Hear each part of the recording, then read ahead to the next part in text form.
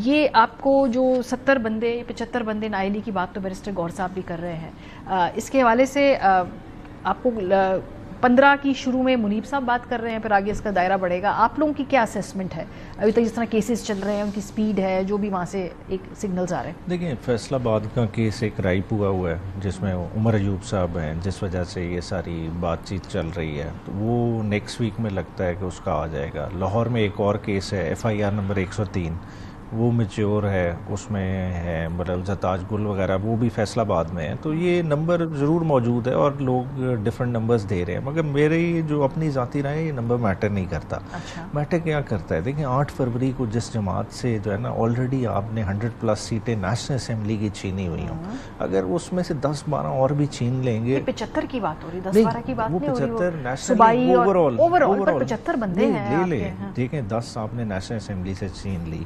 20-22 आप मेंबर उड़ा देंगे, खैबर पख्तूनख्वा से उड़ा दें, 20-22 उड़ा दें पंजाब से, उससे फ़र्क क्या पड़ेगा? देखिए, हम तो मार्जिनलाइज बैठे हैं, मगर इस इवेंट के बाद ये सिस्टम मार्जिनलाइज हो जाएगा, क्योंकि जो सिस्टम एक शाम सिस्टम बना है, जिसको आप कह रहे हैं कि जमहूरी है, जिसका ख्वाजा आसिफ साहब खुद ऐलान करते हैं कि हाइब्रिड प्लस कह रहे हैं, क्लियर है, तो उसको पक्की स्टैंप लग जाएगी इन सज़ाओं के बाद। तो फिर इसको जो अभी वक्ती तौर पर इस सिस्टम को मैं समझता हूँ तहरीक इंसाफ का कांधा मिला हुआ है ना, वो भी नहीं मिलेगा। तो लेट इट कोलैप्स। एक सिस्टम है जिसने गिरना ही गिरना है, वो आज नहीं कल वो गिरेगा। देखें, आपने वेंटिलेटर पे आप अदादो शुमार का खेल खेल के दिखा दें कि जी ये सिस्टम चल रहा है, आम बंदे के नज़रिए से ये सिस्टम नहीं चल रहा। और मेरे ख्याल से तहरीक इंसाफ को भी इस सिस्टम को गिरने देना चाहिए।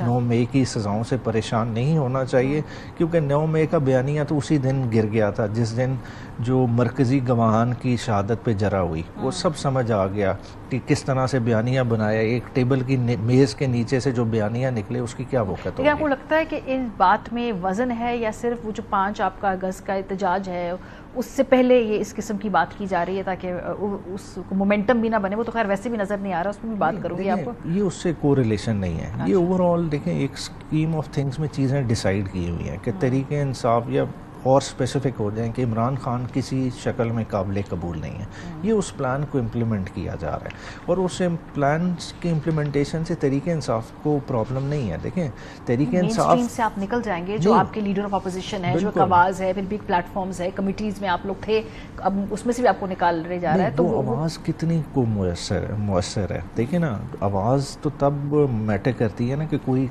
सुने। देखें, हमने पीका लॉस पे आवाज़ उठाई, उसका क्या हुआ? उन्होंने लॉस पास करने थे, उन्होंने कर दिए।